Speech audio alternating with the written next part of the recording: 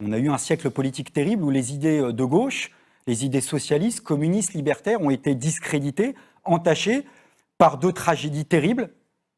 Le totalitarisme stalinien d'un côté, pour moi, la social-démocratie de l'autre, et j'inclus là-dedans le bilan des guerres, et y compris des guerres coloniales d'ailleurs, qui fait que des générations entières naissent dans un monde, depuis, et c'est très schématique, la chute du mur de Berlin, et depuis la gestion lente et molle de l'alternance sociale-libérale dans le cadre de la mondialisation capitaliste, dans l'idée que finalement, un autre monde que le système capitaliste n'est pas possible, voire pas souhaitable. Donc dans ce monde-là, on est, je crois, condamnés, tous en tant qu'on est, à réinventer un nouveau mouvement social, un nouveau mouvement ouvrier, réhabiliter une perspective anticapitaliste, mais en prenant le monde tel qu'il est. La théorie du compromis, si par compromis, j'aime pas ce mot-là, hein, je préfère le dire, mais oublions les mots, parce qu'au bout d'un moment, il faut s'entendre sur le fond.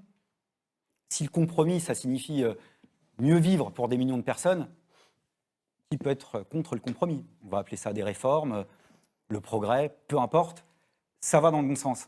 Il y avait une théorie social-démocrate, réformiste, en opposition à la théorie révolutionnaire, à la rupture révolutionnaire, parce que derrière se cachait l'ombre du totalitarisme, qui consistait à se dire on va avoir un rapport de force et on va pouvoir négocier finalement des espaces de compromis sociaux avec le capital. Sauf que ça ne fonctionne plus. Il va falloir se le dire. Parce qu'en effet, et là je suis d'accord, au-delà du cas Hollande, si on prend l'exemple européen et même l'exemple du monde, on a l'illustration qu'on a un réformisme sans réforme. Pourquoi? Parce que le capital, d'abord lui-même, n'est plus tout à fait dans la même période.